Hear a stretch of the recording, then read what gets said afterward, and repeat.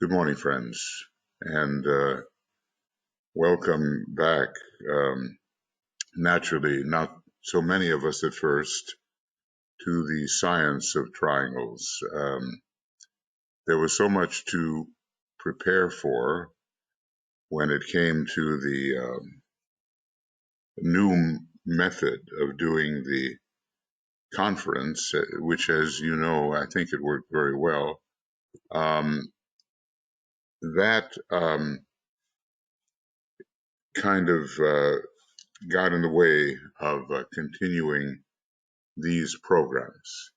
But now here we are again, and for a while, until the next big push for public programming, we will be able to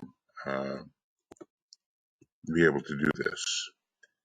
So this is program number 66, and we've been away for a while. And when we have to take our next break, it will not take that long because now we know what we're doing, which is a fortunate thing.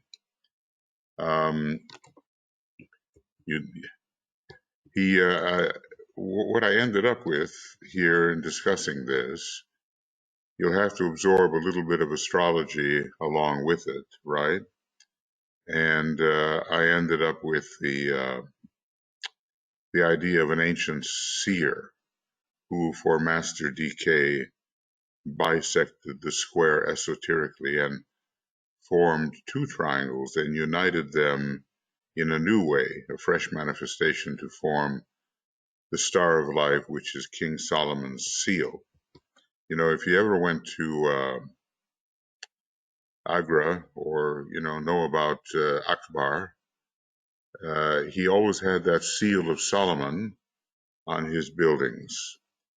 And the seal of Solomon basically is an astronomical figure, but it can be used in many ways to express hierarchical relationship. So, we'll get into this now and absorbing astrology as we go. But and tonight, the science of the actual broadcast for triangles, or maybe it's, is it a webinar tonight for the triangles, or is it a broadcast? It is a broadcast tonight.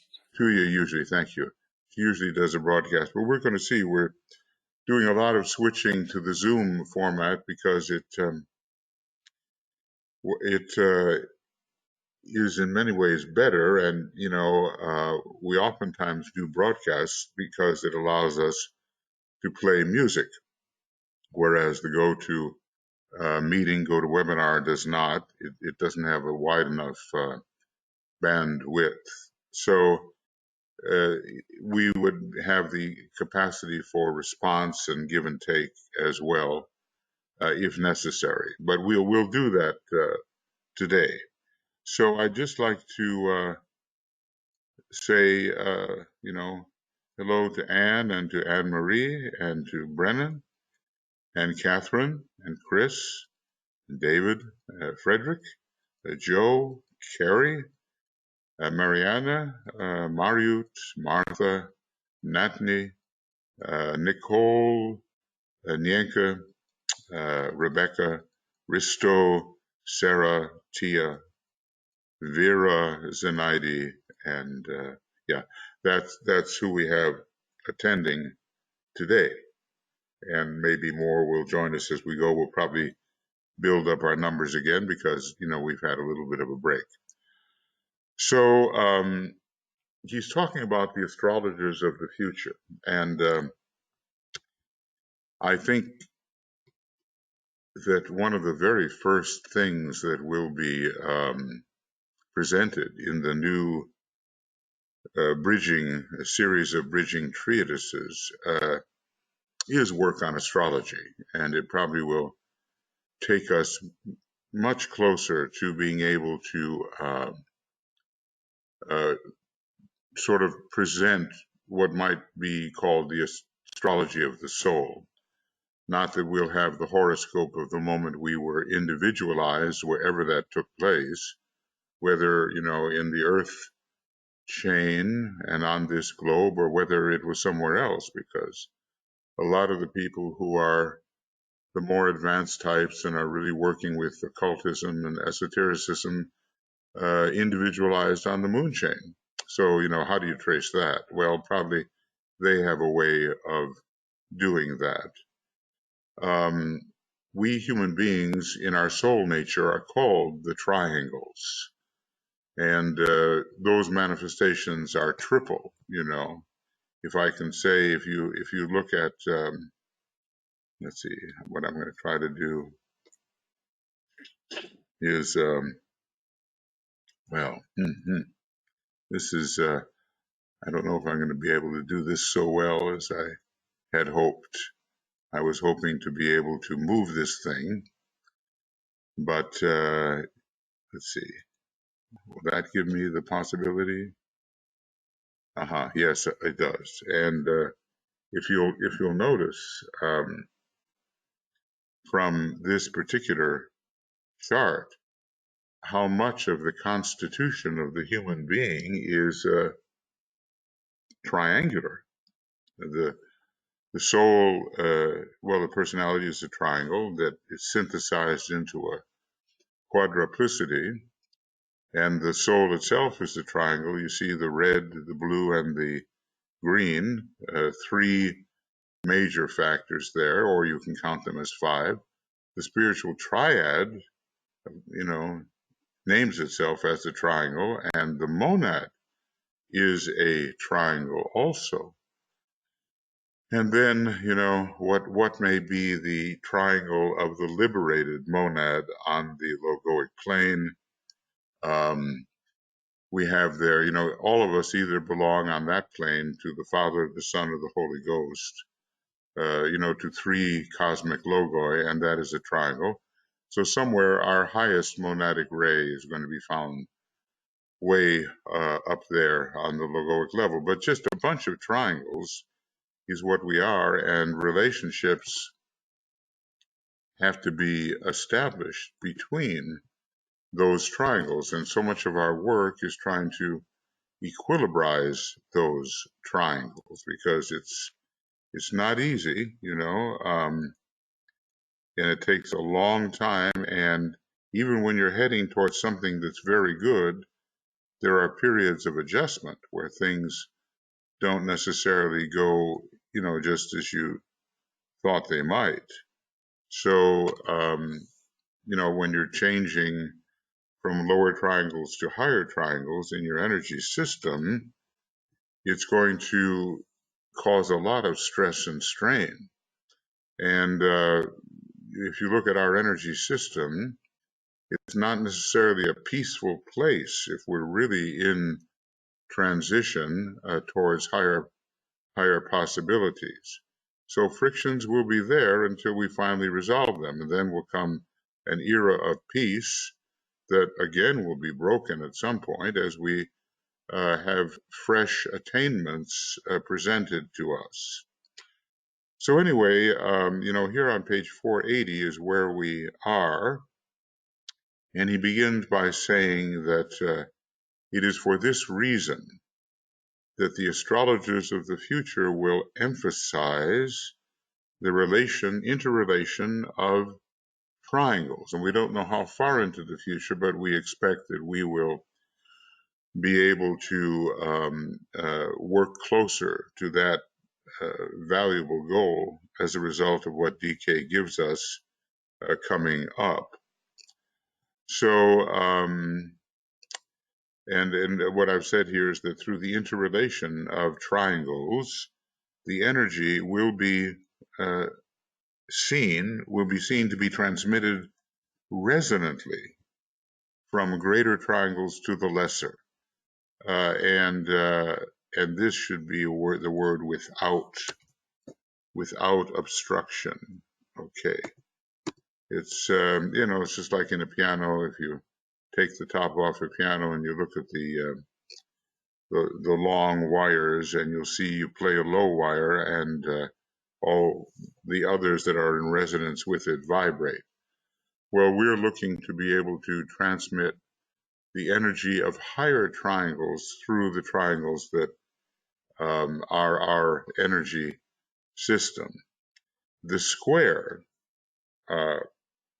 in astrology and in general represents obstruction, and the triangle represents flow. As a matter of fact, what he tells us is that in the future charts, which probably are not easy to set up just yet, we'd have to speculate. We have blue triangles, yellow stars, and black squares. Now the squares, unless they are divided, bisected into a triangle, represent a conflict of energy, and the triangles, the blue triangles, represent the flow of the spirit, and the yellow stars represent the possibilities of consciousness. So basically you have your triplicity. Once again, you have spirit, soul, and body. The black square is very Saturnian. The yellow star is very Mercurian.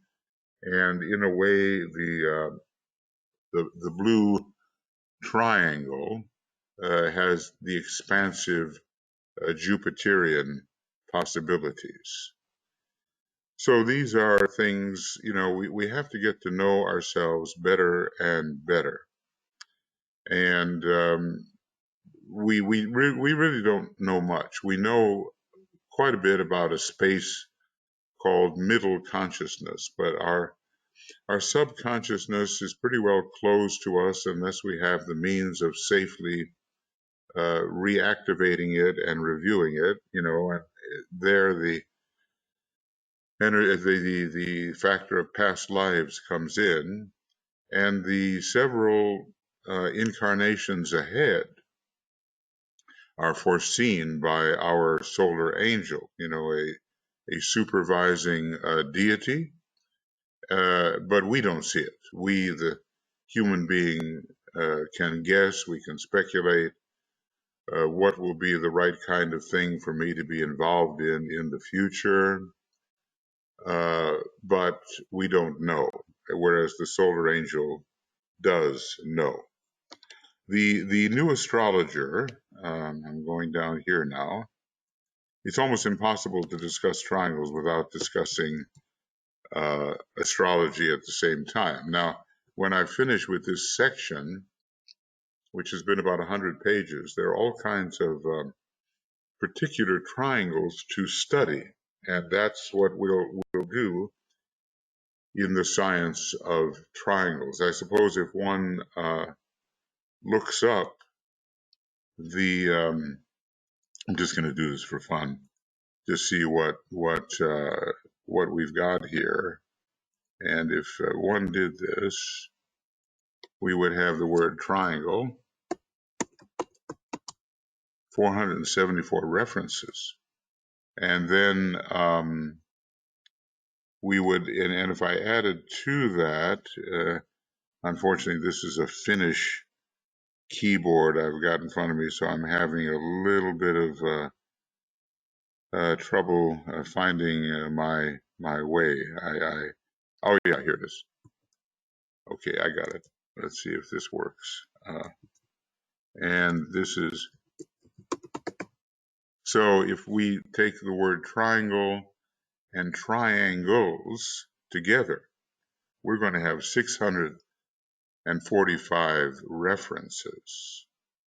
And it may be that somebody would like to do a compilation which takes those references a little bit before, a little bit after, and facilitates the topical study of them. But that's a lot of references, and of course some of them we're dealing with right now, but we want to explore this subject very thoroughly until we can become the true triangle ourselves. And that would mean that we would be the initiate, and it would mean that the head, the ajna, and the alta major center would be complete within us, this triangle circulating in the head. And at the same time, we would have qualifications for esoteric healing, because you can't really be an esoteric healer unless that particular triangle is suited, has been achieved. So it's very important for people to know what particular triangle, or maybe triangles, they're working on in any particular incarnation. The new astrologer will, as I have hinted before, lay the emphasis upon, number one, the science of triangles as a result of the growth of the initiate understanding. Now, what makes a person an initiate, a real initiate, instead of simply an initiate of the threshold, is that you have consciousness, at least within the causal body, which is called the triangle. Okay, so DK has told us that our meditation is not really successful unless we can focus in the causal body, in the egoic lotus. So that lies ahead for so many of us. Maybe it occasionally happens. So we would have penetrated into the triangle of the soul, and then we would possess the initiate understanding. And the new astrologer is the initiate astrologer. At one point, probably to the chagrin of many astrologers who were working at the time, he said there is no initiate astrologer now at work on the outer plane. So, there were very good astrologers, but he did not consider them to be initiate astrologers, including some that when you look at them, you would think they could be. So, yeah, and I said so. I said so here. Now, the next area of emphasis, you see, we're building another triangle, aren't we? The science of triangles is part of it. The rising sign, as it indicates the way of the soul, it's part of a major triangle consisting of sun sign, rising sign, moon sign, or another way of looking at it is your sun sign, your rising sign, and the point opposite your sun sign. And that would indicate personality, sun sign, rising sign, the way to the soul, and the point opposite your sun sign, which would be the monad, if you are ready for that kind of influence. And, who is to say whether we're ready? But if we are ready, that point opposite the sun sign and the sign in which that point is found, like if you're in Aries, it's going to be found in Libra, and in a particular house or area, will give you maybe a guide as to how you can bring the spirit influence into your life. So, this is going to be the new astrology. Now, remember, astrology is a kind of a third ray study. Master DK, in my view anyway, is a pretty profound mixture of the second ray and the third ray. And he says he has in his triad something of the first ray. So he's very, very rounded out and can therefore teach people of all different ray types. So we're going to build on the rising sign, and we're going to try to supervise its development so that by the end of our particular incarnation, we are closer, as DK tells us, to the center of our life and the center of consciousness. Now, are you doing that? Am I doing that? Or are we just falling back on the sun sign? If I can remember correctly, the sun sign is called the potency of the sun of probability. And the rising sign is called, interestingly, a sun, the sun of possibility. So do you want to live a life in which the probable is the dominant force, or one in which the possible begins to take over, and then you would live more and more according to the higher influences of your rising sign. And then the third factor completing this triangle of emphasis would be the place of the three crosses. Notice there are three, so that's triangular too. The cardinal cross, the fixed cross, the mutable cross, or sometimes called the common cross, in the life of the soul.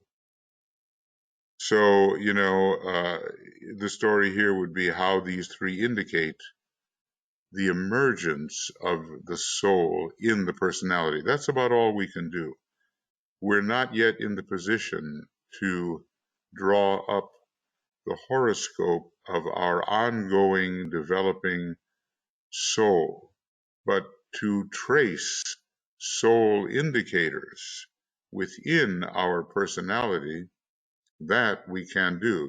Like this particular influence represents the soul, leads me to the soul, will make a more soul-infused personality out of me. If the me is the personality, okay. All depends how you identify.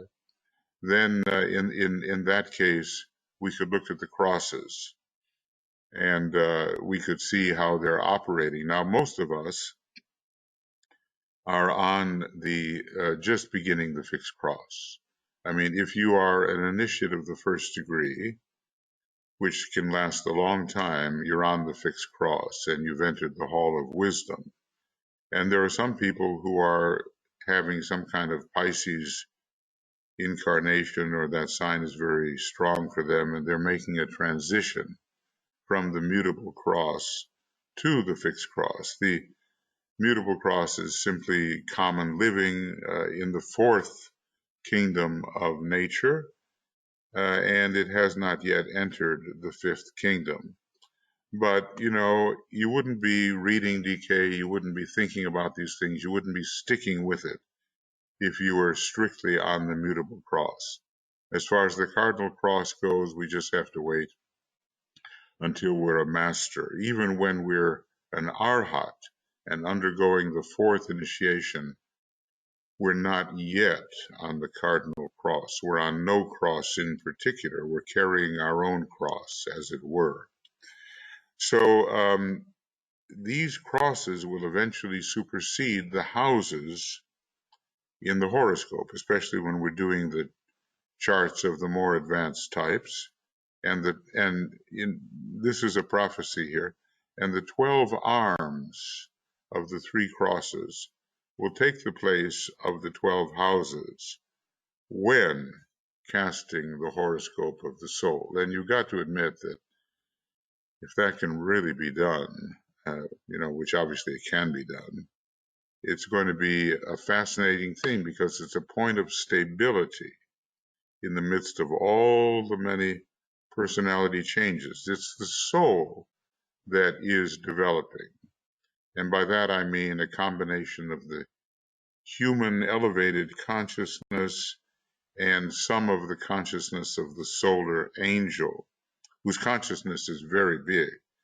The entire consciousness of the solar angel cannot, as it were, fit into what we call our soul. So when you're using the word soul, be careful, because the soul may mean your own nature, which is a combination of the projection of the monad onto the higher mental plane, plus the projection of the solar angel into the higher mental plane, and all of the experience we've had that has been sublimated onto the higher mental plane.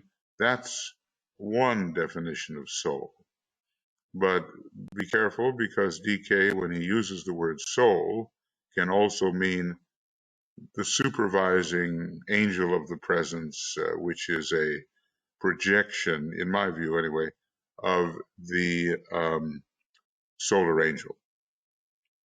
So the houses will disappear for those who are on the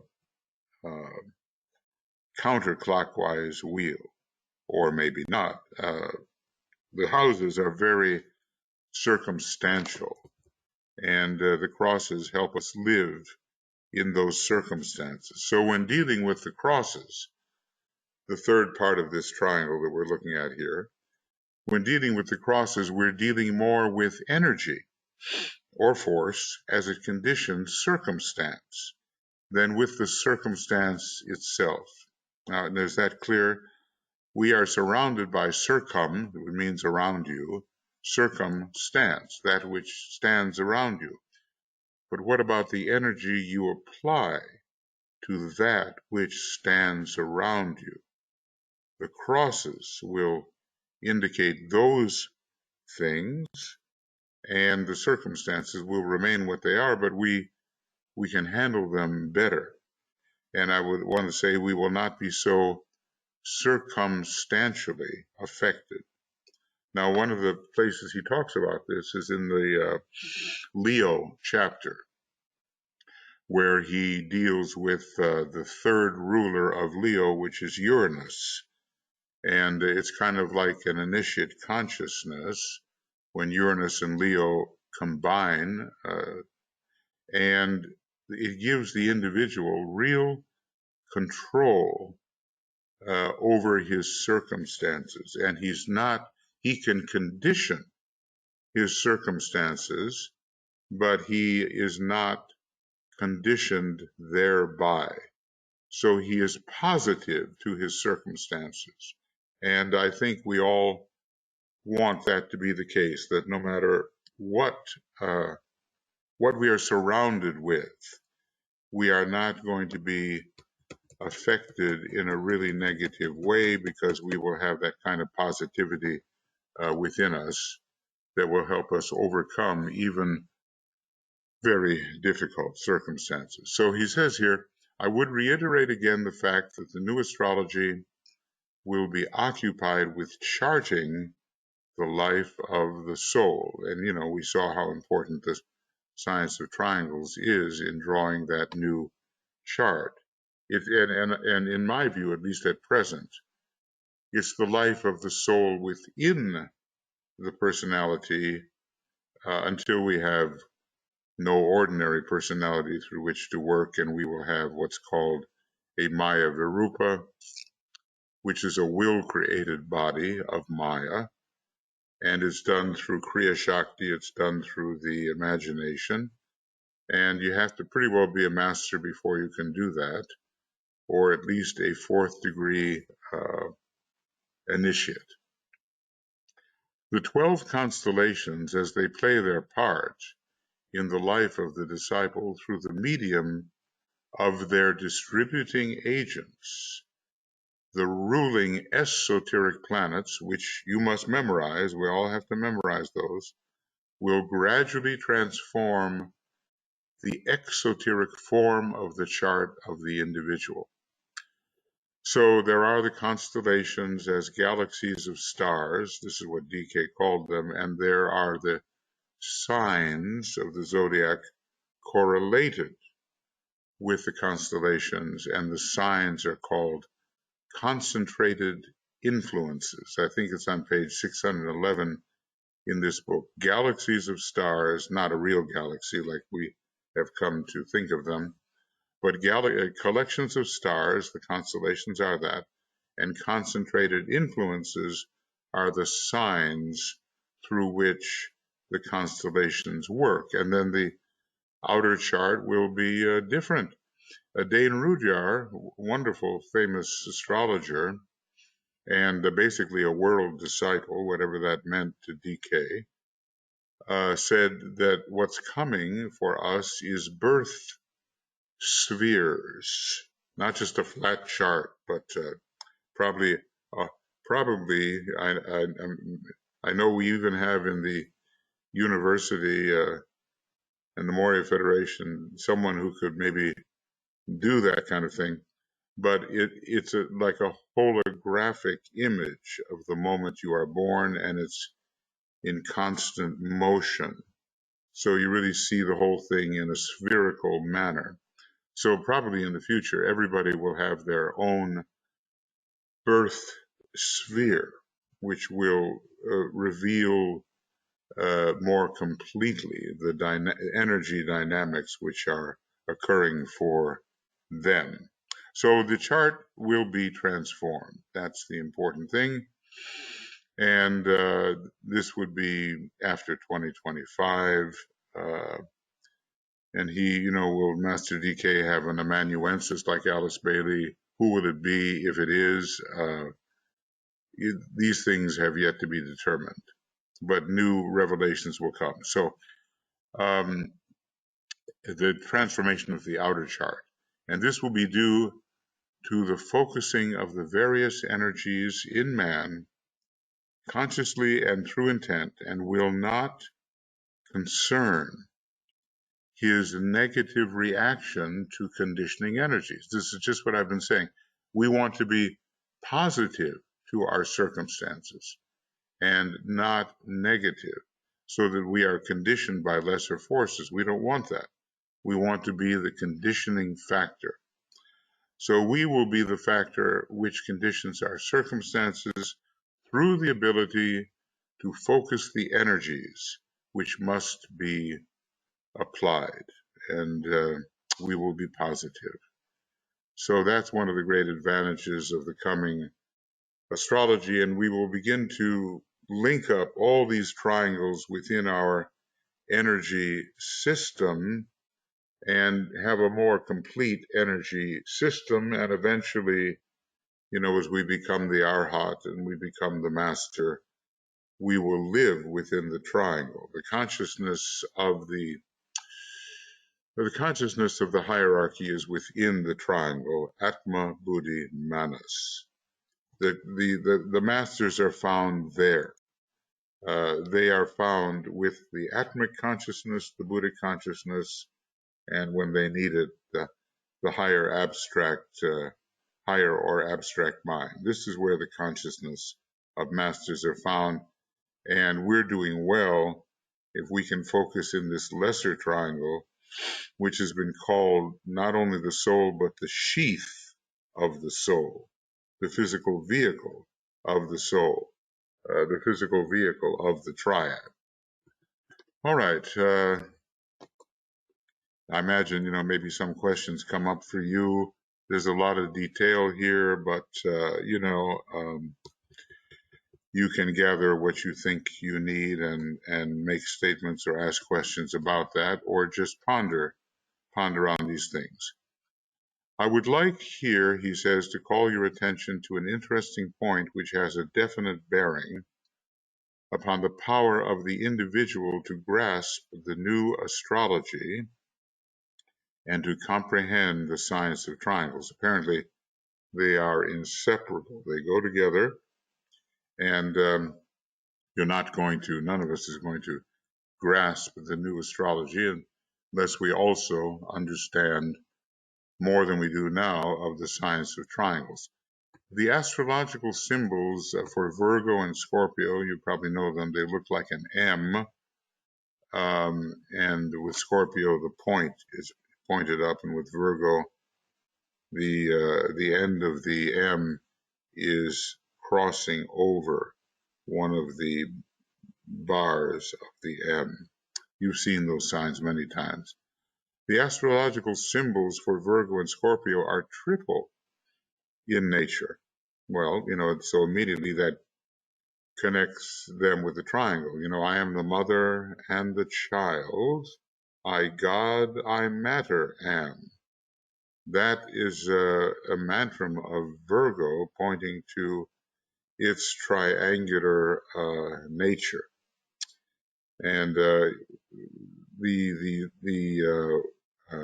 mantram for Scorpio is not quite the same, but it really takes off and it submits the triple personality to the will of the soul. It's a very humbling kind of experience. Both of these signs induce humility, which is said to be an adjusted sense of right proportion. Humility an adjusted sense of right proportion, but the Scorpio experience is much more drastic, if I may say.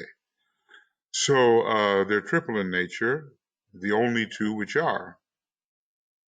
So they have a connection with the lower worlds, and they work out uh, in relation to the triangle of the lower worlds and the triangle of the soul, and they keep on appearing now and then at different phases of our evolution. When it comes to a constellation and a sign of the zodiac, they can be used all up and down the cosmic physical plane. They're not just confined to one place. Yes, they will influence the personality, they will influence the soul, but they may also influence the monad, or, something very, very high. Virgo, for instance, has a lot of connection with our monad. So DK says, when the disciple grasps the meaning behind this triplicity, he will be ready to grasp the significance of this abstruse science of triangles and to work with the new astrology. Well, okay, so that it's telling us that we have to go very deep in grasping the triplicity of each one of these signs. Now, it's kind of interesting too that the normal testing power of Scorpio is only operative at the first three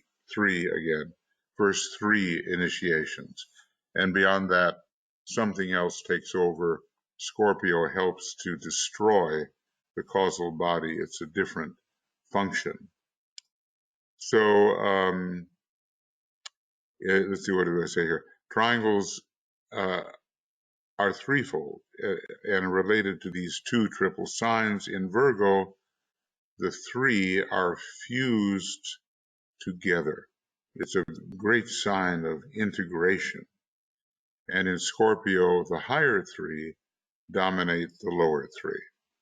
Now, these are all the technicalities of what's happening to us as we go through our daily life and incarnation. And maybe we don't think in these terms as, otherwise we might.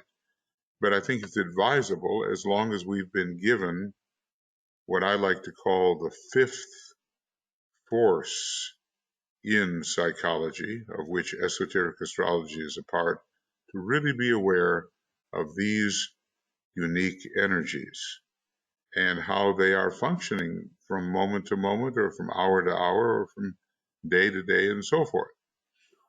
Virgo and Scorpio are two signs connected with the growth of the Christ consciousness.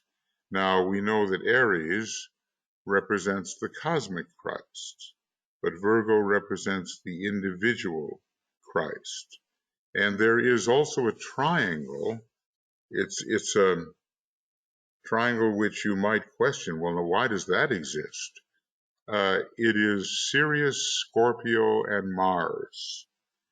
And it has a great deal to do with preparing the consciousness to become more akin to the Christ consciousness. It's a pretty drastic triangle, Sirius is the scorcher, and Scorpio is the commander on the battlefield and brings death and rebirth, and Mars is the principle of conflict.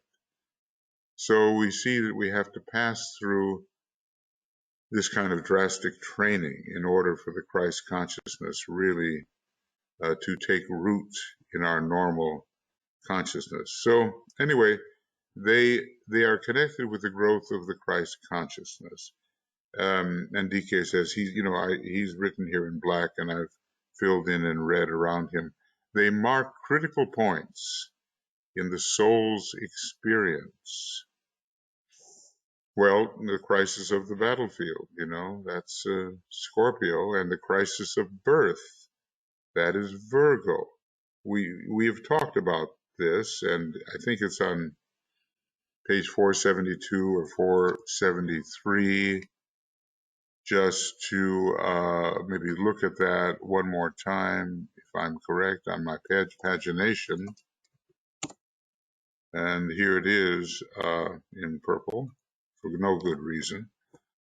But the crisis, number 5, the crisis of the battlefield, Scorpio. Number 6, the crisis of the birthplace, Virgo. Now that could be simply the first initiation, or it could be the birth of oneself as an independent monad, no longer subject to Brahma, but existing in the realm of Vishnu and preparing to take a long journey on the way of higher evolution. So, birth takes place on many levels. And when we look at the sky and see the relationship between the heavenly bodies, there's a battlefield all around, a contention of energy. So this is page 472 of the book Esoteric Astrology. So they have to do with two crises. They mark critical points, that's crisis, in the soul's experience, and points of integration, Virgo very integrative, where the soul is consciously at oneing itself with the form and at the same time with spirit. When you're in the realm of soul, you look in two directions, and that's one of the meanings of the Roman god Janus. It looks in two directions. It is like the soul, and it's much associated with Gemini. So that's what we're trying to do, as a matter of fact, in our recent developments, to at one the personality and to receive what little we can from the realm of the monad, or maybe for us, it's soul and personality, or hierarchy and humanity. And we'll get to the monad. Okay, I said the soul's experience, not the experience of the man upon the physical plane. So that gives you a hint as to why these two triangular signs are so important. When the experience undergone in Virgo, this is one of those real esoteric statements. When the experience undergone in Virgo is consummated in Pisces, because always, 180 degrees opposite a sign is a place of its consummation, and the tests of Scorpio have led to the illumination in Taurus, because Scorpio can be very dark, and plunge a person into the dark night of the soul, which takes place in several different categories, that it is relieved by the illumination of Taurus, but not entirely, because sometimes Taurus is darkness and Scorpio is illumination, so you've got to be able to be flexible in your mind when you're looking at this. When the experience undergone in Virgo is consummated in Pisces, and the tests of Scorpio have led to illumination in Taurus, then the effects of these four energies, the Virgo, Pisces, Scorpio, Taurus, will be to make the man the true triangle from 4 to 3. See? Make the man the true soul, focusing upon its own plane. The man becomes consciously the triangle on the higher mental plane, expressing the three divine aspects or energies. And where is their origin? Well, as far as we're concerned, they come from the three conditioning constellations, the Great Bear for the first ray, the Pleiades for the third ray, and Sirius for the second ray. So what an interlocking, DK calls this an interlocking directorate,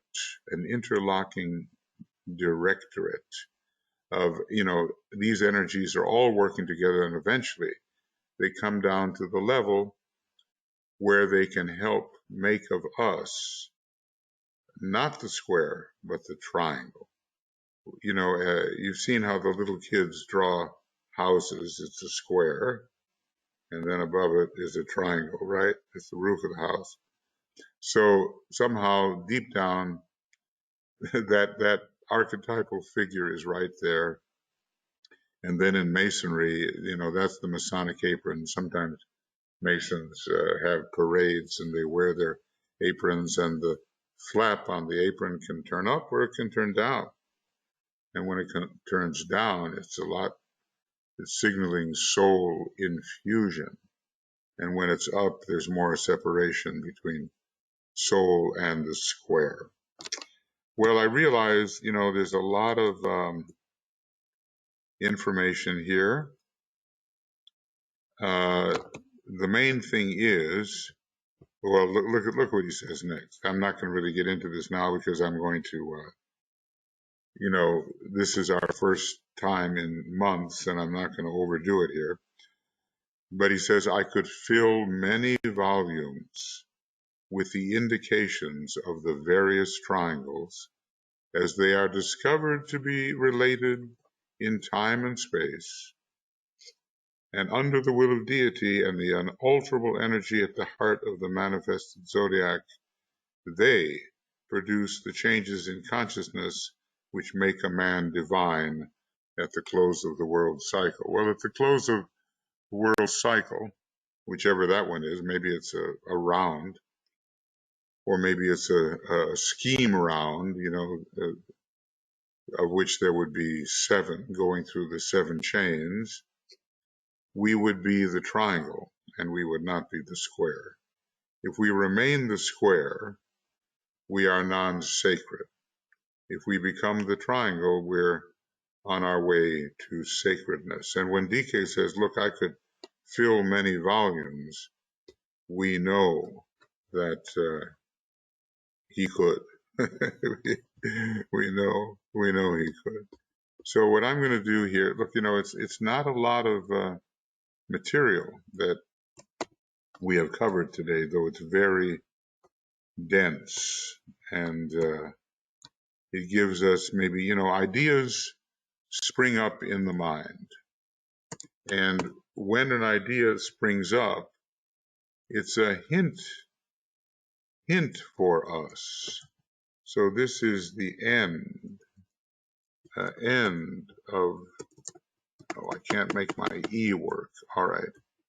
So I'll just do it this way. End of webinar 66, and basically from page 480, even if it's just a couple of pages or even one page, it's something. 480 to 481, I guess, something like that. I'm losing my way here, but it's something like that, from 480 to 481. It's important to absorb rather than to just run over the material. 481, and then SCOT means Science of Triangles, and that's going to be, our next one will be 67, and they'll be occurring weekly and in an alternating manner, so we make these things available to people, who it might normally be the dead of night, so and this today is the 10th of June 2020, and we'll begin at 481, it looks like, and it will be on the 17th of June, and it will be alternating. It will be an evening presentation. Well, slow and steady makes the race.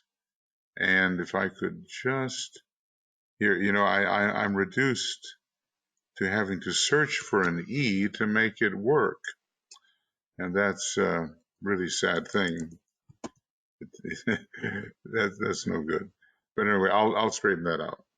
And number 67, 481, 17th of June, and then we have an evening presentation. And let's see if I can do this. It's 26, it's Trebuchet, and excuse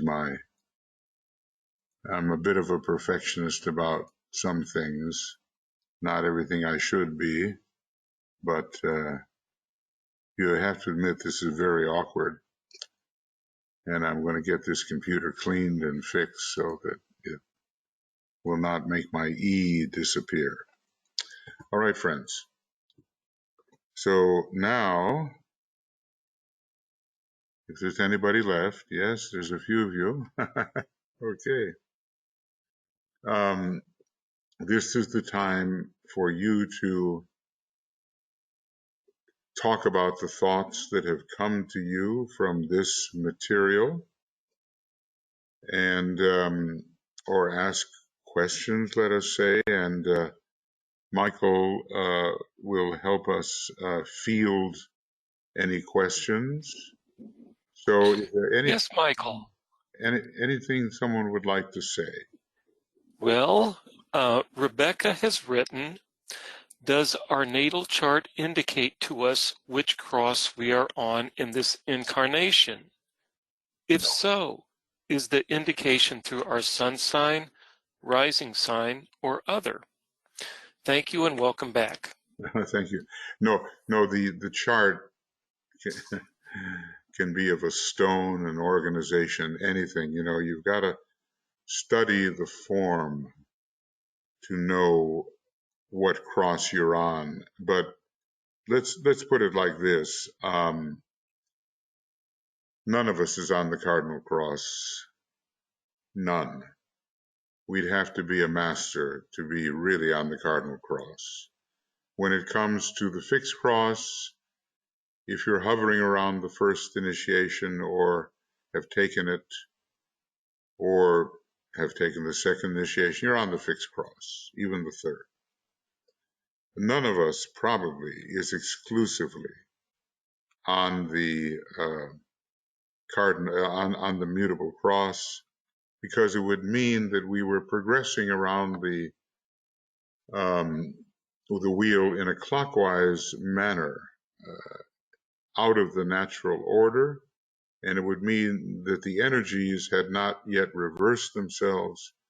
And what that means is we had not reversed the wheel, and we were not really an aspirant, not really aspiring. Now, towards the later part of the mutable cross, there is that reversal taking place, and maybe some are on the later part, transferring, preparing for the first initiation. But the chart itself will not give that to you. And I want to point to something on page, if I can find it.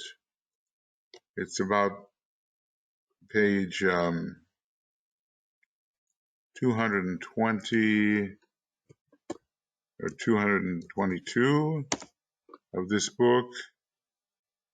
And it's in the Scorpio chapter, and here it is.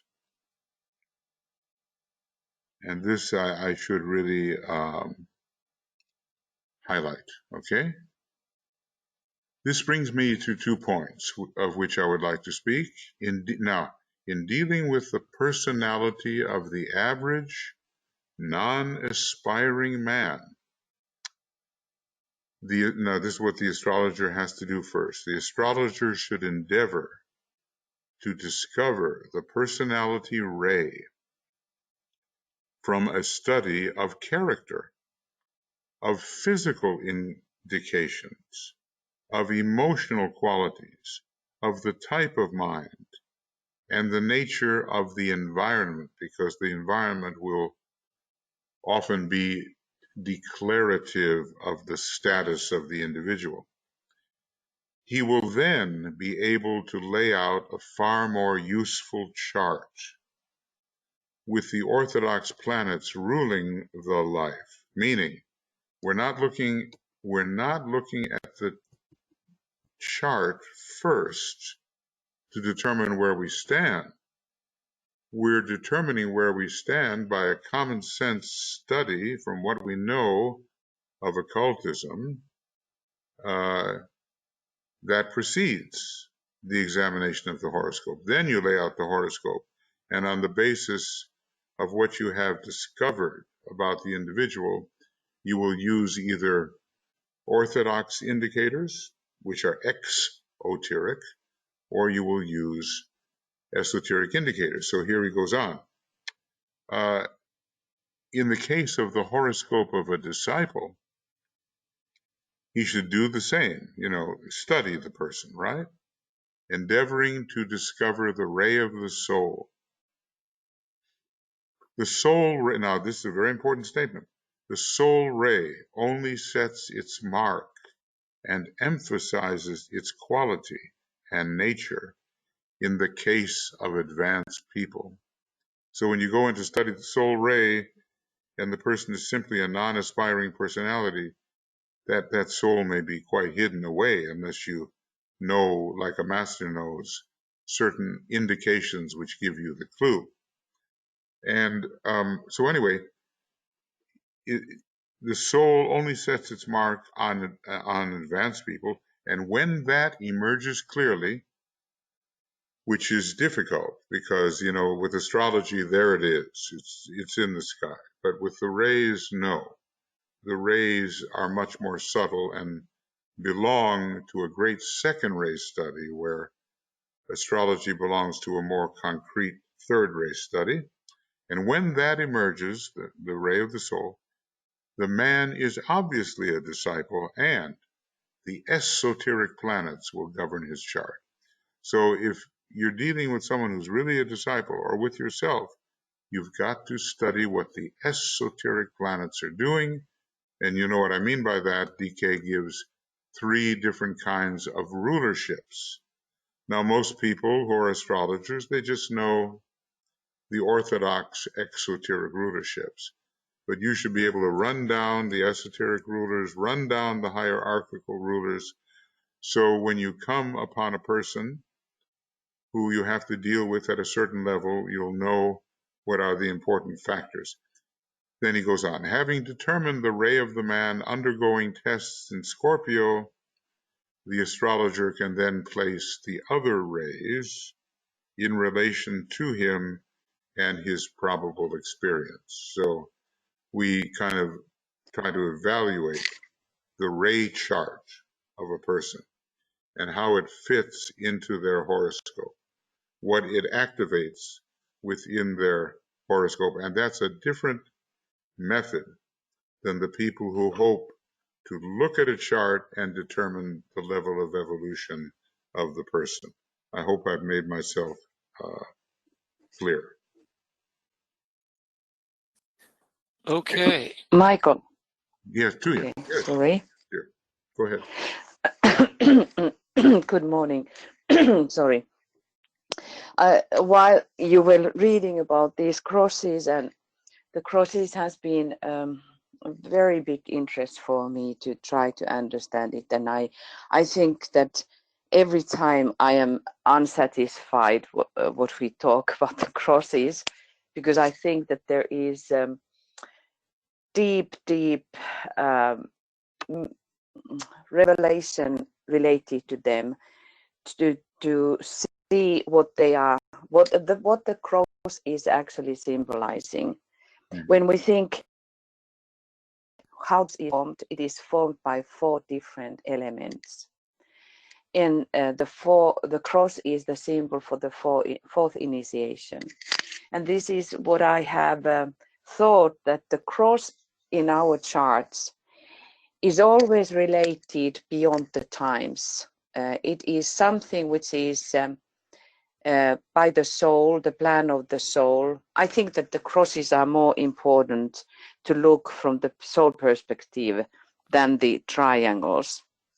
Well, okay. And I can tell, you why. No, it is not. I have to explain what I mean.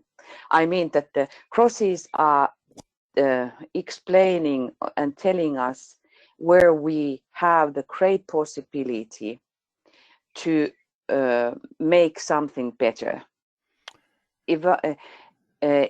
evolve further, or uplift the energy that we were born with. We have the great possibility to uplift it. The triangles for me are, let me finish this because it's a big thought. The triangle is the symbol, which is something that something is moving. It is flowing. So one can use the triangles in the way from the, even though we say that it is related to the soul, but everything is related to soul, in my opinion.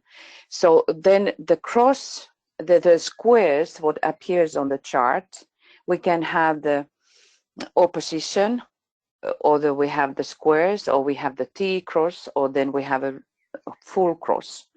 I think that they are revealing a part of the process that we are in. And that's why it should be studied from the perspective of the possibility. There's a great secret in that square, because it's a part of the another cross.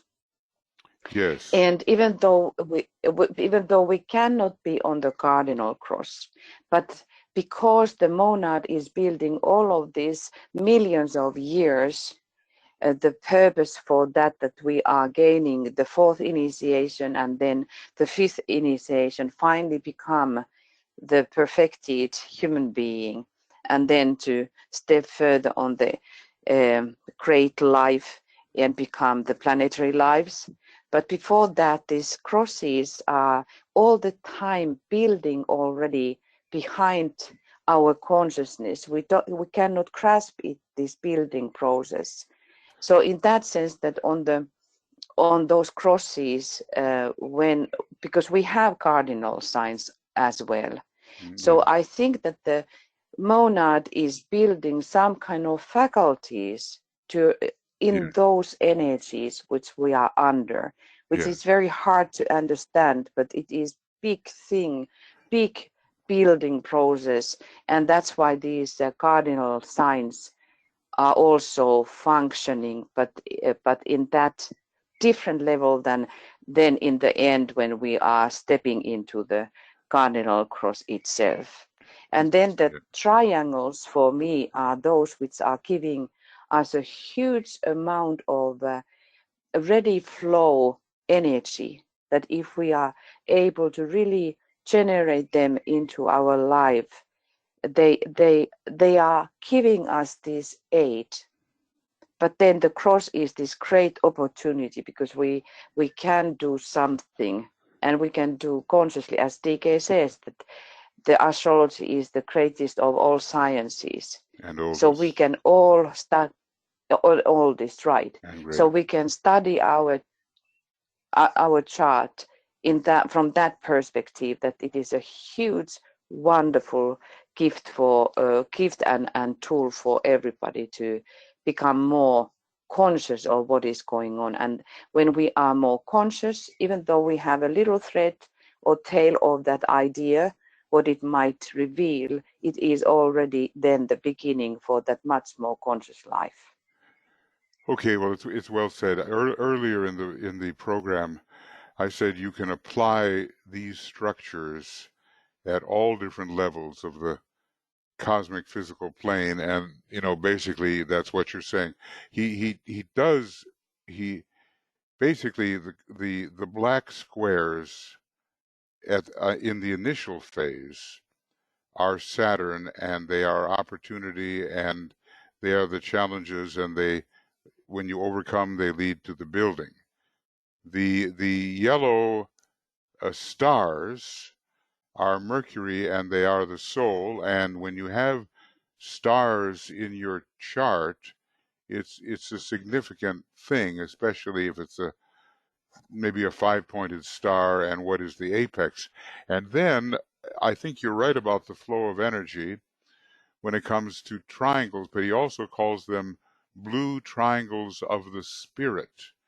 So it shows us that all of these figures, the triangle, see, not even the soul, but the spirit in this case, and there's a whole area in this book which is very very intricate, if I can say. For instance, he says the cardinal signs will indicate more the beginner.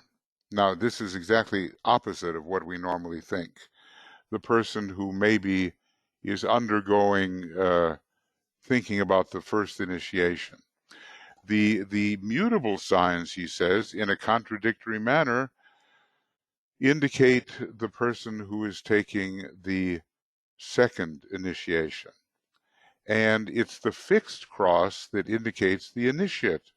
So he says a bunch of things, and what it tells me is that every one of these geometrical figures can be applied in a different way to every one of the 7 planes on the cosmic physical plane. And then, but you have to study the person to figure out where you should be doing the application.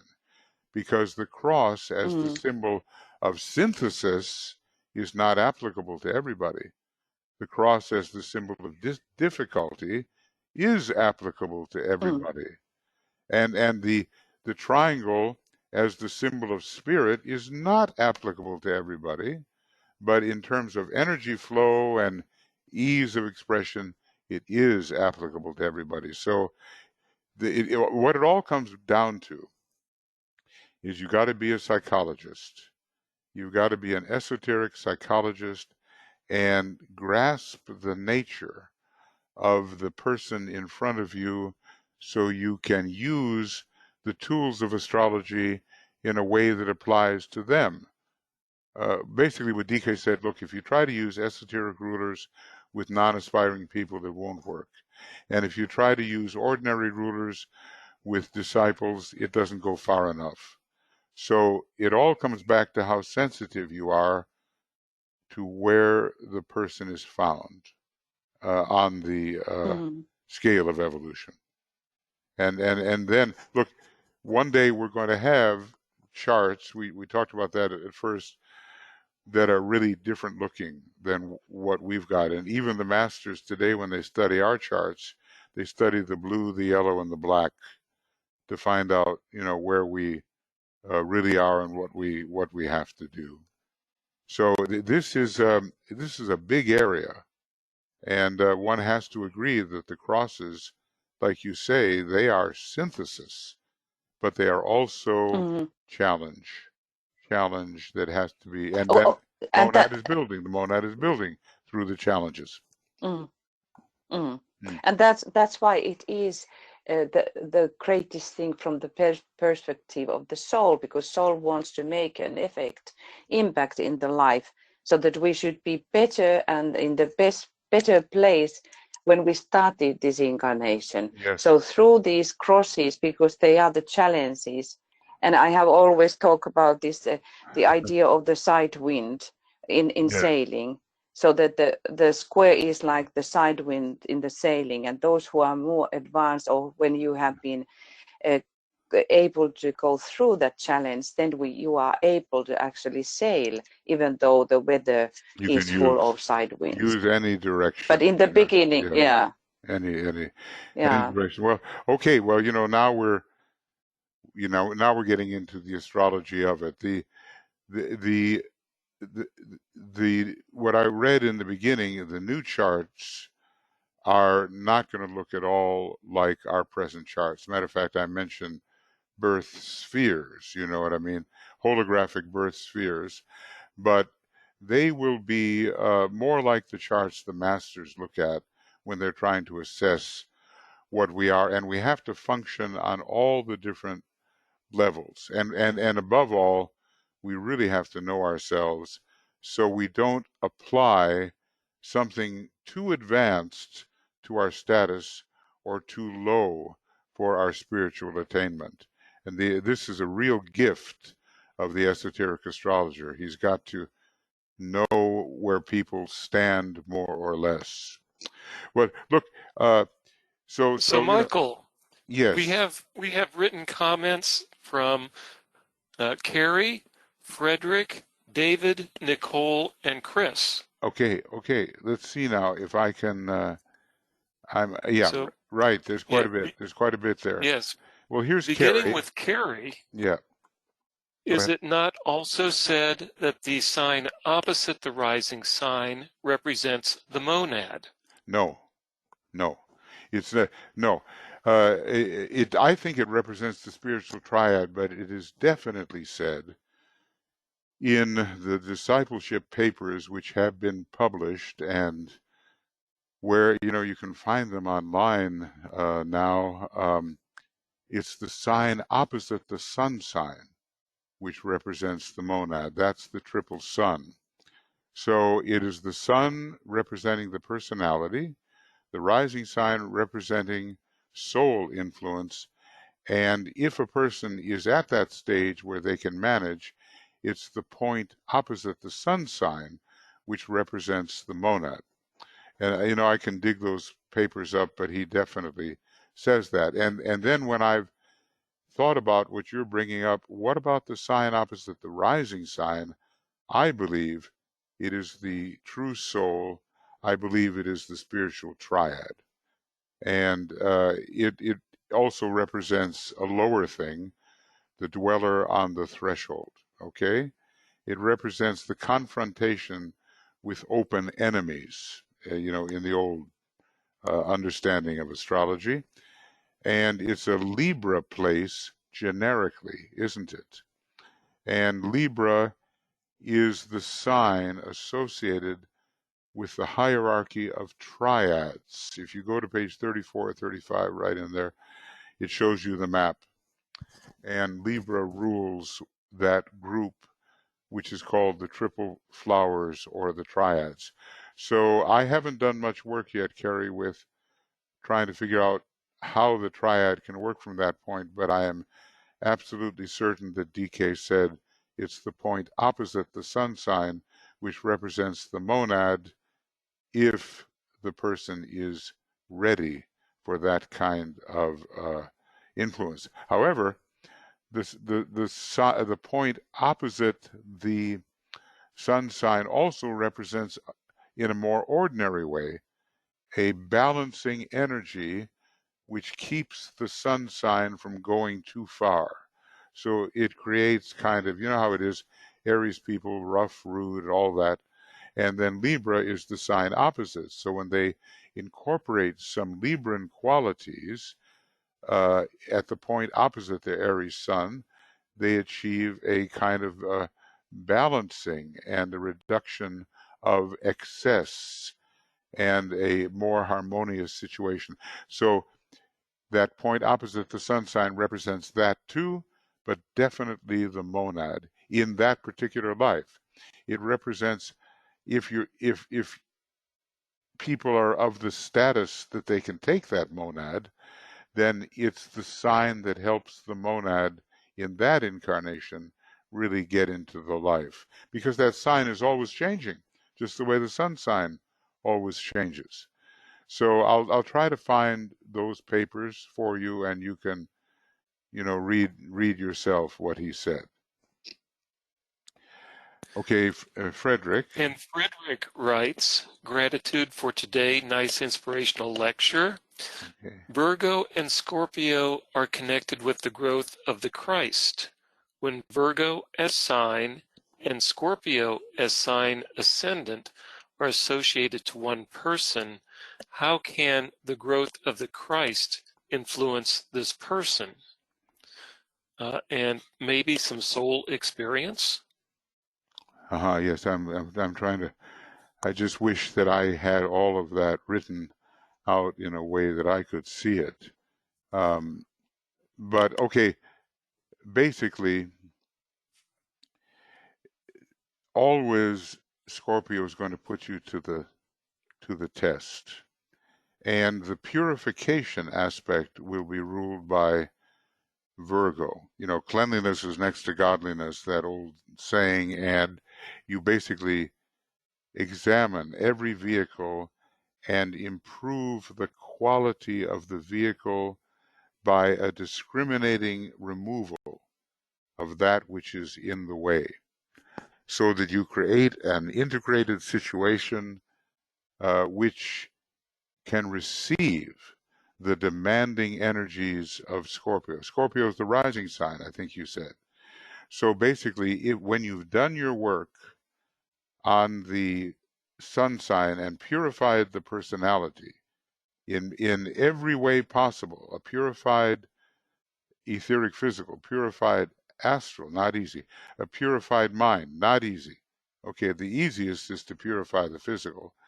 Then Scorpio can really release its energies, which are the energies of the soul, the Christ energies, and they can be much, much better received than in an impure state.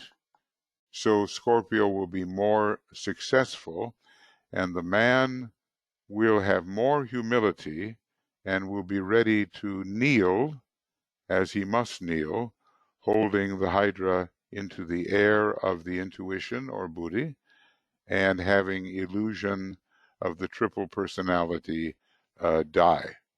So that's how I see those two working together. A much more drastic experience in Scorpio, but it is facilitated by all the good things one can do in improving the quality. You know how Virgo always is improving quality of things, improving the quality of the personality, then release the soul in a great flood by Scorpio, and it'll be a lot easier with those two signs together. Okay, David had a technical question which I have answered. Nicole writes, AAB was a Gemini. She was also a third-degree initiate. I think, how can we explain that she was on the mutable cross? No. And it seems to me that the crosses refer to the type of consciousness? Question. That's correct. There, he says, Moria says you can have any kind of horoscope at all with the elements and still be a fiery person. Or, because in that type of Agni Yoga, the yoga of fire, there's so much about being a fiery person. Or you can have a horoscope filled with elemental fire and not be a fiery person. So the cross that you are on in your consciousness has nothing to do with the predominating crosses objectively in the horoscope. So they are entirely different. Obviously, AAB is on the fixed cross from the very beginning, even though, she's a Gemini person. She does have Leo rising, of course, which can help with that fixed cross kind of thing. And I think I forget where her moon is. I should know that, but she has Mars rising in Libra, in Leo. So she had that warrior attitude of the first ray personality. And there's another example. The rising sign can indicate soul, it can indicate personality, and indicate body. It contributes to all of them. So the statement is this, Nicole, that the elements that you have in your horoscope are not about the cross that you are on in terms of your consciousness. And I think you were suggesting that that is the case, and it is true. We can have any kind of horoscope whatsoever with an abundance of cardinal signs and whatever. You're not on the cardinal cross. With an abundance of fixed signs, you're not necessarily on the fixed cross. With an abundance of mutable signs, you may be on one of the higher crosses. So that's the way I see it. Study first the consciousness of the individual to determine what cross he or she is on. Now, I'm sure we all have very different horoscopes, and I'm sure that most of us are pretty much either making the transition to the fixed cross or are on the fixed cross. And the outer signs can be used by the cross we're on, but they don't necessarily seal the bargain. They are not responsible for the cross that we are on. For many lives, we may be on the mutable cross, or we are for ages. Let's look at the fixed cross. For many, many lives, we may be on the fixed cross and have all different kinds of horoscopes emphasizing cardinal, mutable, fixed, whatever. When you are on the fixed cross and you have a bunch of fixed signs, there may be a greater ease of working your fixity in the soul through into the outer life. That's how I see it. I can only tell you what I see, and that's how I carry those things forward in my own astrological work when I do it. Okay. Oh, okay. Chris asks, can we talk about what realm are the hierarchical rulers originating from, and what are they ruling? Okay, well, they are the higher aspects of the planets. So they are simply the planetary realm as the planets apply to the high discipleship and initiate consciousness. So we don't have to look anyplace else. Planets have different rays.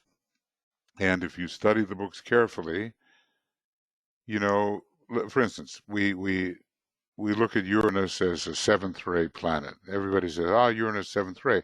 You study carefully, you realize that Uranus has a first ray monad. When you study Neptune, it's a sixth ray planet. Yeah, except definitely stated, it is a second ray spirit, a second ray monad.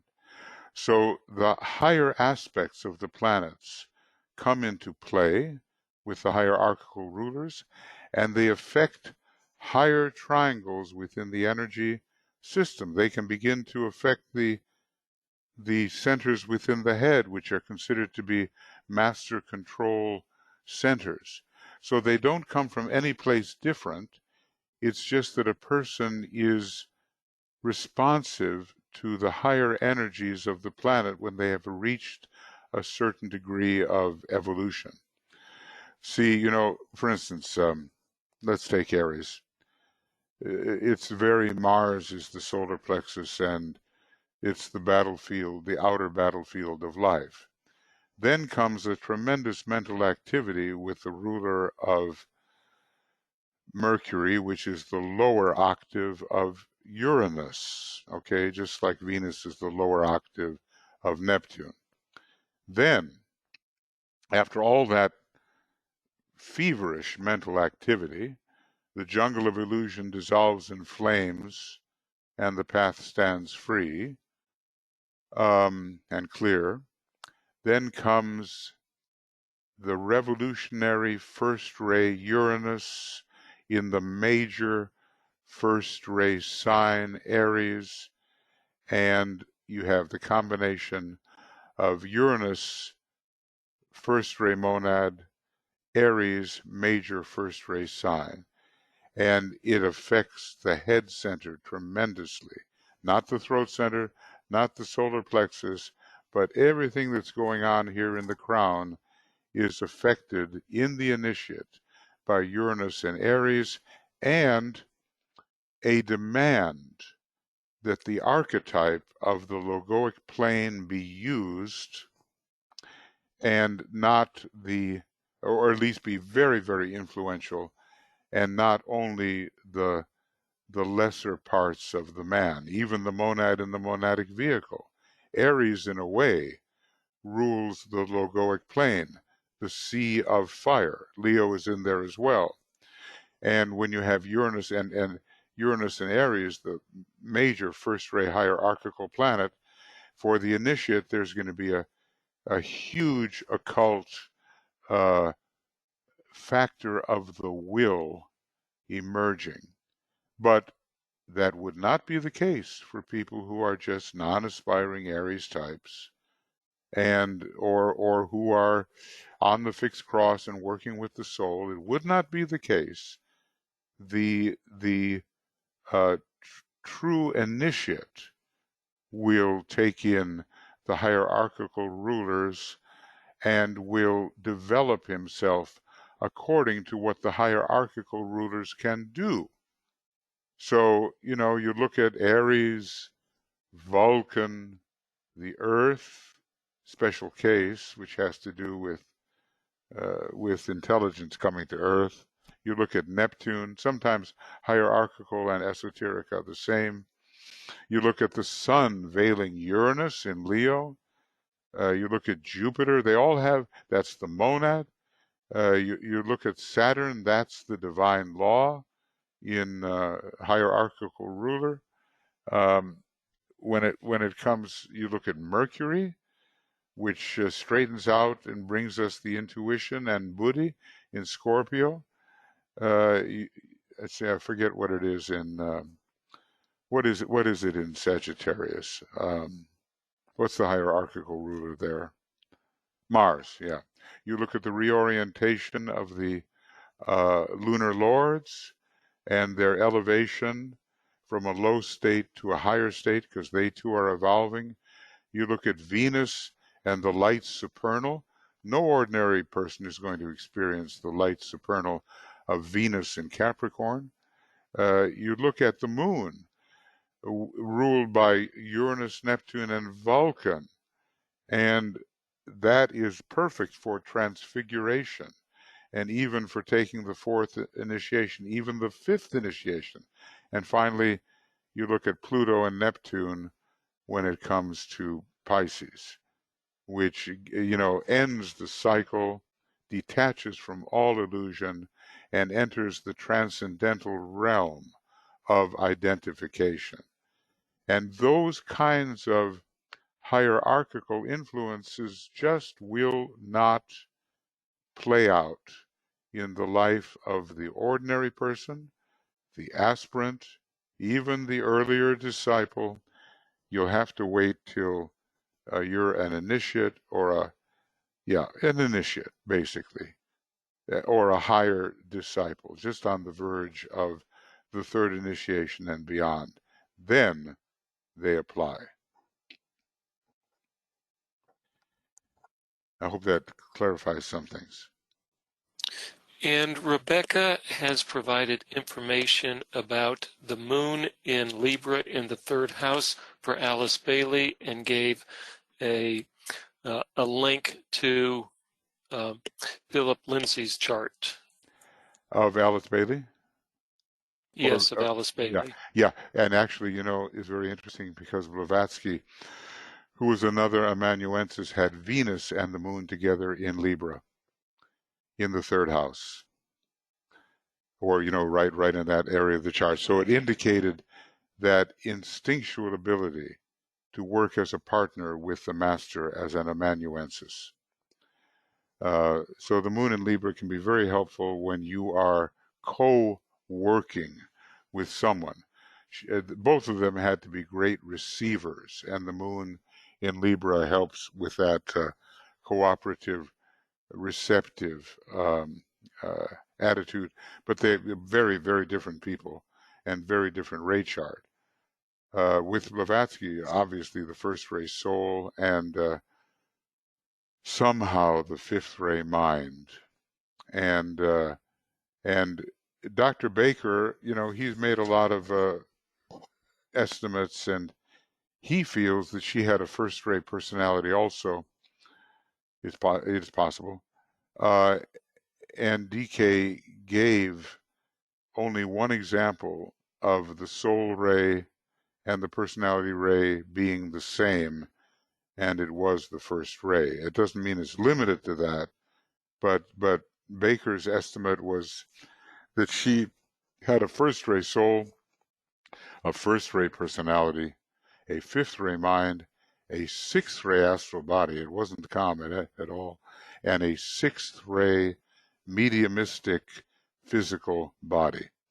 So many, a number of masters were at home in Blavatsky, and she would vacate, and they would use her vehicle. So she was an open house for the hierarchy in that way. And whether you think that ray chart estimation is right, certainly the soul is correct, and the fifth ray mind, if you've seen her writings on science and so forth, and how exacting she was with Mercury in Virgo, was it? I don't forget where Mars was. Was it also in Virgo? Then you get the sharpness of her mind, very, very sharp, sharper than Alice Bailey, you know, and more scientifically attuned. But anyway, Moon and Libra, they can work with the Tibetan. And when I knew Marion Walter, who was the last living disciple of the group, she was the youngest, born in 1898, I think. She said the Tibetan's ashram was ruled by Libra. Now, you know, take it for what it's worth. Obviously, that's the spiritual triad, and it's a high area of intelligence, and he did say he had some first ray in the triad. Is it true? Is it not true? But interestingly, this moon in Libra could correlate with that kind of emphasis. He may have had the Libran influence strongly. I haven't made up my mind. I haven't made up my determination on that to see what hypothesis I'm going to go with. Okay. Yeah, and certainly Alice Bailey was a third degree initiate. Yes. And definitely, but not at first. Not at first. She was recapitulating the second. Yeah. That is all the written questions, and there are no hands at this moment. Okay, well that's precise. Okay. Well, look, you know, you're learning astrology, you're learning about the triangles, and like he said in the beginning, the future charts will just really depend a lot on knowing what to do with the triangles. That's the very first thing we read, and we're not there yet. We're not there by any means, but the future will emphasize the triangles, and then, of course, as Tuya was saying, the crosses of synthesis for the high initiate, and the crosses of difficulty for the rest of us, which doesn't mean that the high initiate doesn't have difficulties too with those crosses.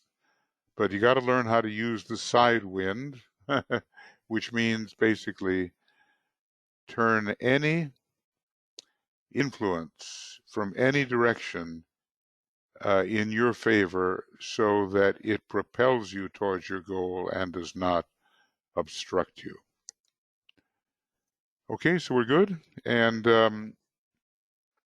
now I'll tell you what, tonight at 5 o'clock p.m., isn't it, Tuya? I think so, if you're there.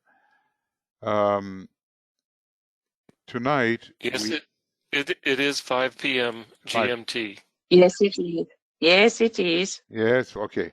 So then we'll have the kind of triangles work that DK is asking us to do to be on a practical level, okay?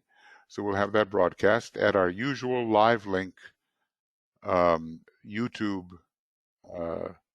channel. You know, by now you all should have that, because every time we do a broadcast, it is only that link. We've tried to simplify things quite a bit, you know.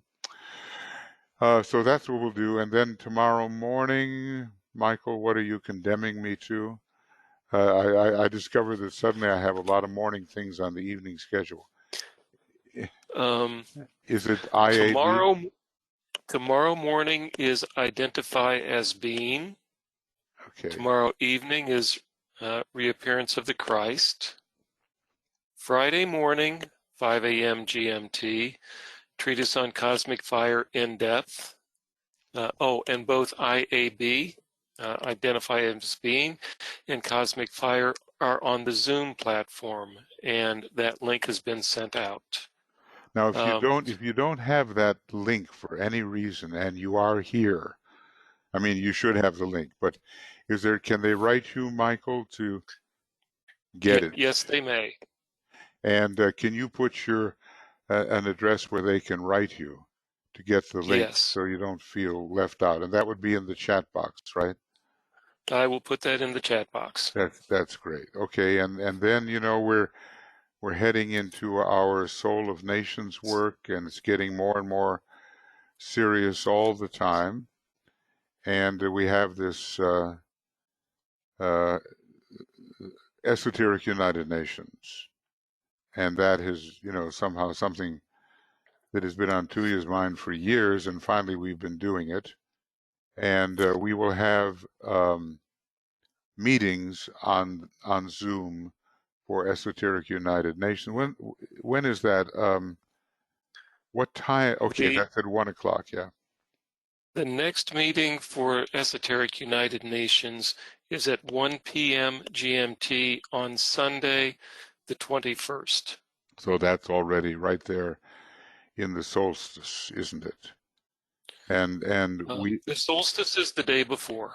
Okay, depending on where you are, right? I mean, if you're Australia and New Zealand, it may be a little different. Yeah.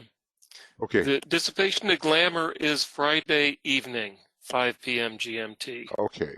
All right. Very good. Well, we're back to our schedule, and we appreciate your patience with us as we tried to work out what it meant to give a streamed conference. And basically, it had a lot of pluses for people, especially in a coronavirus crisis. And that crisis, of course, we would be foolish to think that it's over. It's by no means over, and foolish things are being done which are against the advice of the best epidemiologists. So the next conference is the Fifth Ray Conference, and it's about the brilliance of the Fifth Ray Ray Lord and all the things that it's also about illumination and initiation, because without the Fifth Ray there is no initiation. The real initiator, Sanat Kumara, utilizes the Fifth Ray at the first great initiation. So I can't remember what we decided, but if you go to 7ray.net, you will see the name of the conference. Or Michael, if you can go there and see if you can fish out the name, which has been sent to everybody, or maybe Joe or BL can do that, because it's a nice subject, and it will be a streamed conference. It's a really vitally important subject, because the Fifth Ray Ashram is one of those that's going to be really externalizing at first, along with the first and second ray ashrams. And I think I've told you, but I'm trying to finish up the book Externalization of the Hierarchy to make commentary upon it, and there are about 71 programs on externalization that you can find on Makara, and you may find that book very useful, and especially the latter part of the book, which is maybe a little more modern, but it does, of course, end when Alice Bailey ended her incarnation. So, but he says some wonderful things there about the externalization. And sometime I'd like to talk to you about what happens when the Wesak festival is no more. The Tibetan has plans for that, and he expresses those plans quite clearly. So someday we'll talk about that. Okay, are there any final questions or comments from any of the two of you? Do you have anything you would like to say here? Or Joe from the staff? I don't have anything. Okay. Just a welcome in the evening for the meditation. Okay. Yeah, the 7ray.org website does not yet have information for next spring's annual conference. Oh, I thought it was sent out. They said. But it hasn't been posted on the website yet. Oh, is that it? Okay.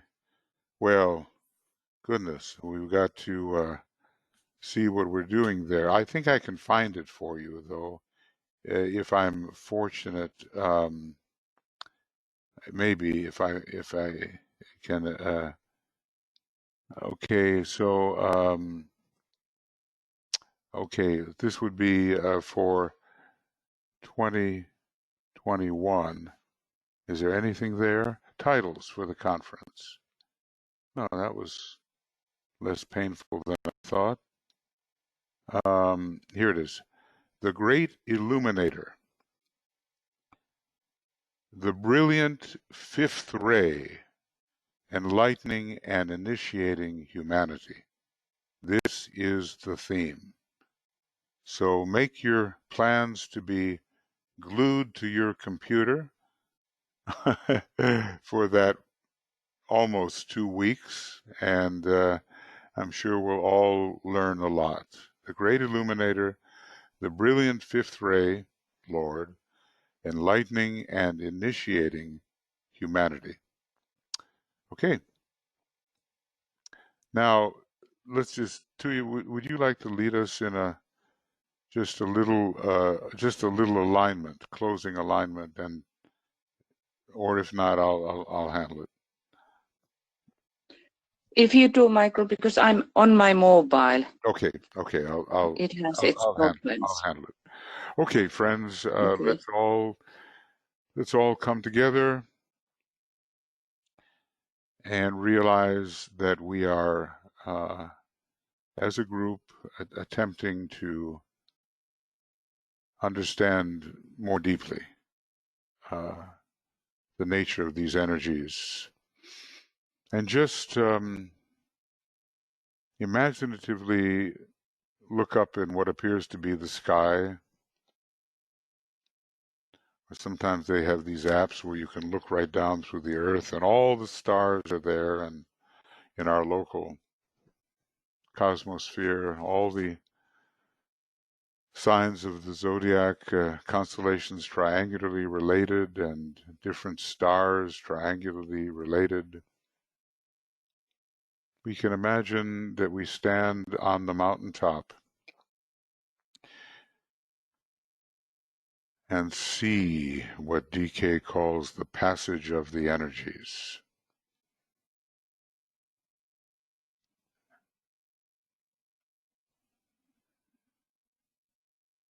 And we live in this tremendous matrix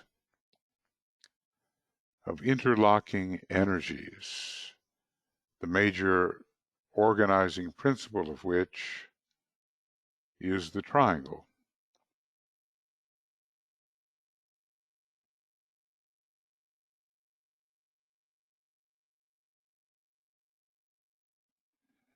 And there's an old saying that for every star in the heavens, there's a star in man.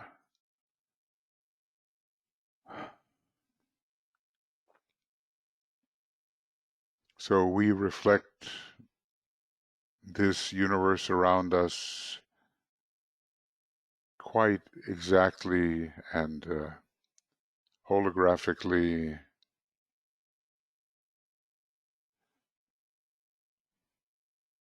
And the more we know about the heavens, the more we know about ourselves, and the more we know about ourselves, the more we know about the heavens.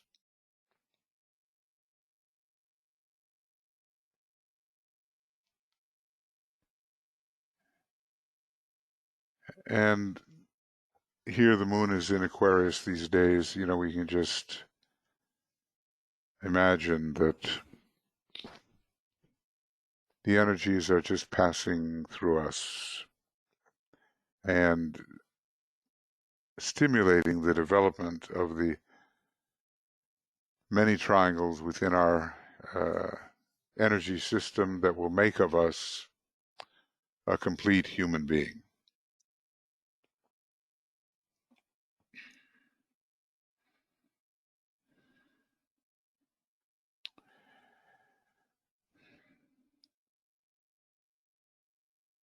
And so we'll continue our studies of these more technical matters, and believe me, some of it will stick, you know. It won't just look like a bunch of information. It'll start coming together, you know, in coherent relationship.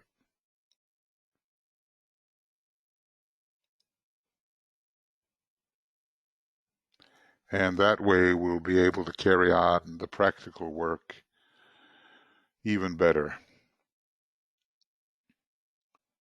and learn how to feed the development, etheric development of ourselves and others, and personal development of ourselves and others, and soul development of ourselves and others.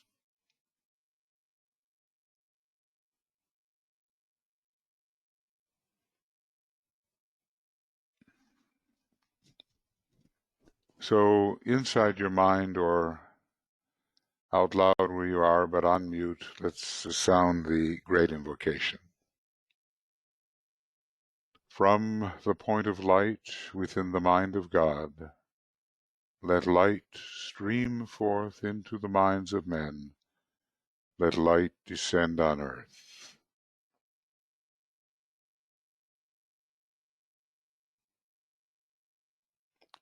From the point of love within the heart of God, let love stream forth into the hearts of men. May Christ return to earth.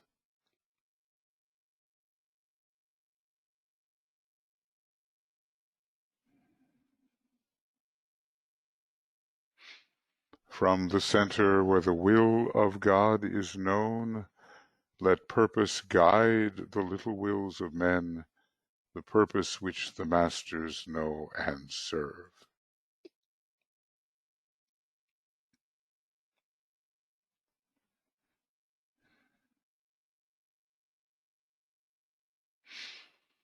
From the center which we call the race of men, let the plan of love and light work out, and may it seal the door where evil dwells.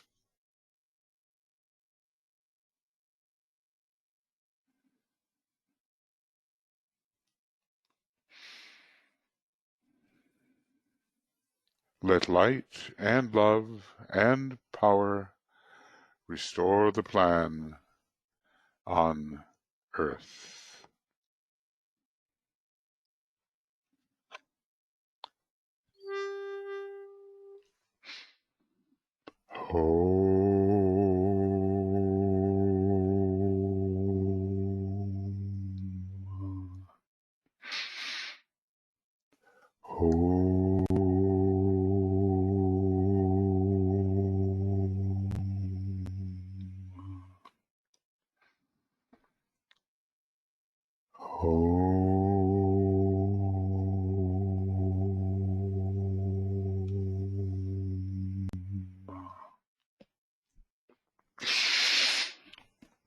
Okay, friends, lots of love, many blessings. We'll see as many of you as can make it for tonight's broadcast on the normal triangle work. And that'll be at 5 p.m. GMT. And Michael's laid all that out. So the next few days we'll have quite a number of webinars, and we'll be trying to switch to Zoom and so forth. Hope to see you there, and let's all keep thinking in depth about these matters and incorporating them so that they change from a science to an art. Once the science becomes an art, it can be applied intuitively and very effectively. So we'll see you then, and all the best. See you before long. Bye-bye.